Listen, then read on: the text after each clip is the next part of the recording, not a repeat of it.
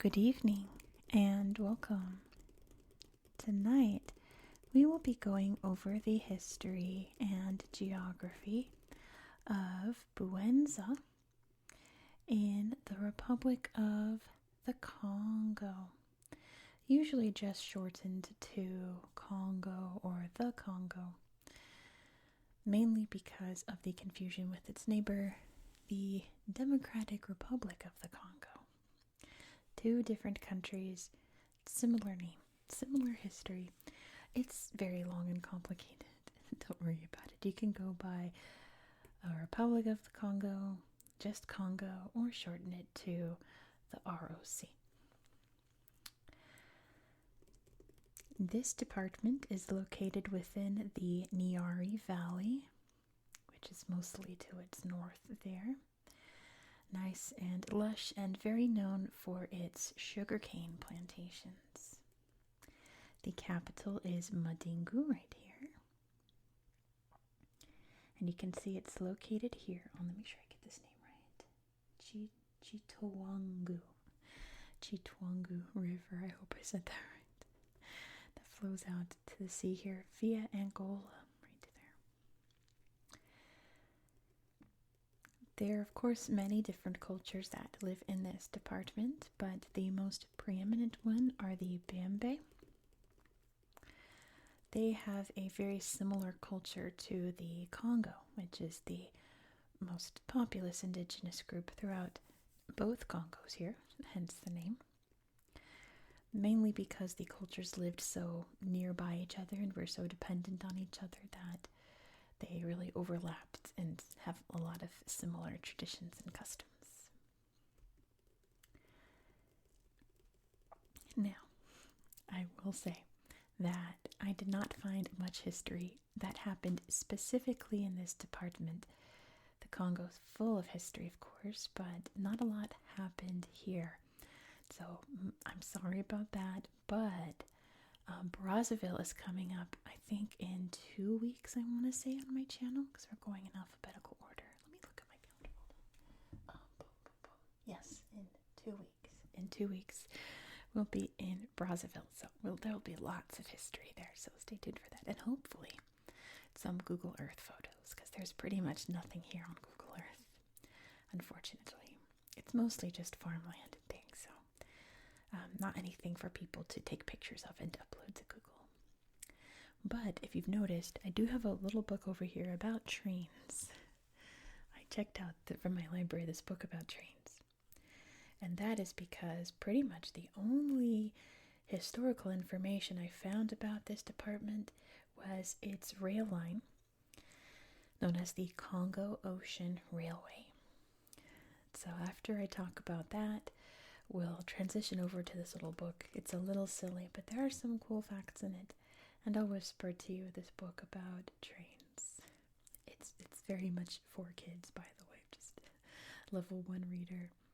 But it's fine. There's some good tingly sounds in it that I'll make for you guys in my whispered voice. I'll turn up the gain on the microphone too, so it'll be extra whispery tingly. So look forward to that in a minute. But let's talk about the Congo Ocean Railway that branches out into Brazzaville and of course, Kinshasa and throughout the DRC here, and ends over here in Point Noir. So there's like pretty much any time I'd research, you can see this one. The town here is called Cays. All the different towns here, when I'd research them, all I'd get was it has a stop on the Congo Ocean Railway. So the only real fact I found about Madingu is that it's a stop on the Congo Ocean Railway. So what is the Congo Ocean Railway? Well, it was first constructed in the 1920s by the French. ROC was a French colony. The DRC today was a Belgian colony, but that's a whole other can of worms that we're not going to get into today. Hence the division between the two, even though same Congo region, right? So the French built this railway mainly to export mined goods from the center of the continent, Africa. Of course, I didn't say that we're in Africa, if you didn't know. To the ocean here at Pointe Noire, so that it could be shipped out, I suppose, to France or wherever that materials need to be shipped out to. Now, in order to build this railway, they took people from other parts of French Africa, mainly from the Central African Republic and Chad, which is just up here. This is the CAR up here, Central African Republic, and to the north of that is Chad. Pretty much going to people saying, you're working on the railway now, you have no choice, and sending them all the way down here to build a railway. And if you didn't know, building a railway can be very dangerous and precarious, especially here where it was pretty much, jungle. It's the rainforest here in Central Africa, one of the largest rainforests in the world here in the Congo. The Congo River is just over here.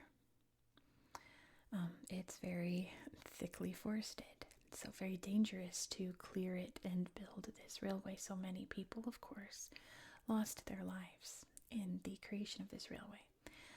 And to apparently the surprise of the French, but not to the surprise of me, people in the CAR in Chad, they're known today, were very upset by this and revolted, and it sparked an entire war known as the Congo-Wara War. And that was fought between 1928 and 1931. The French finally managed to put that down, as go many of the wars against colonialism in Africa and around the world. Not all of them, but most of them, unfortunately.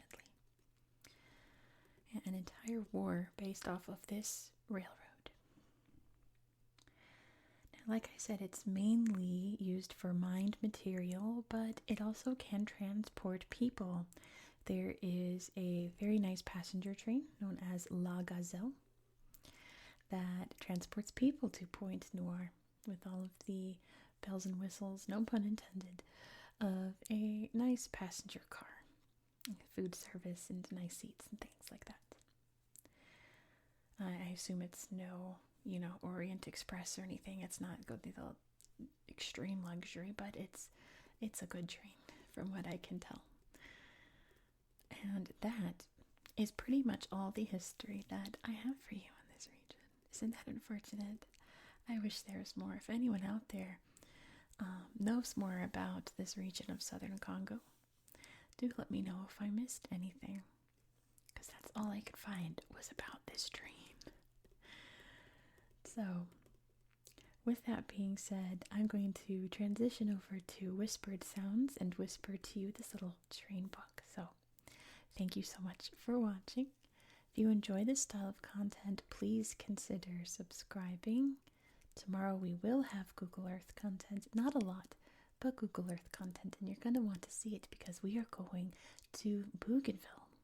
If you've never heard of Bougainville, it's an island in the Pacific, and if all goes well, they will become an independent country in 2027. So Bougainville may very well be the newest country in the world in a couple years. So you're going to want to learn about it now, so when it's time for independence, you'll be an expert. So be sure to subscribe so you won't miss out.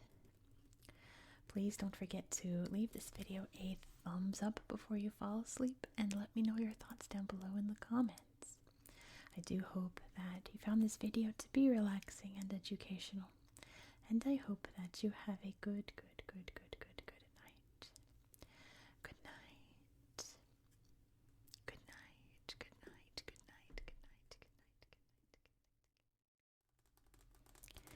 Trains.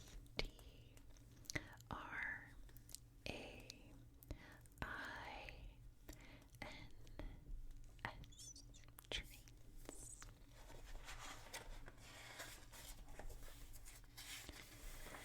Lots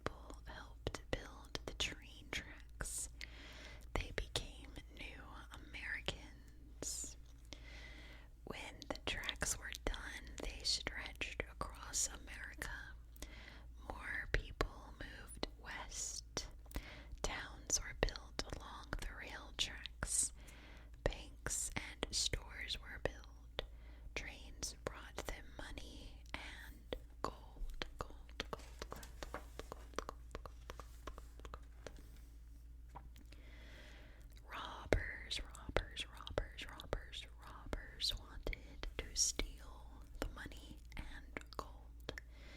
Butch Cassidy and the Sundance Kid were robbers. They robbed trains with their gang. Then they rode off on their horses. They split the loot, split the loot, split the loot, split the loot at their hideout, the hole in the wall.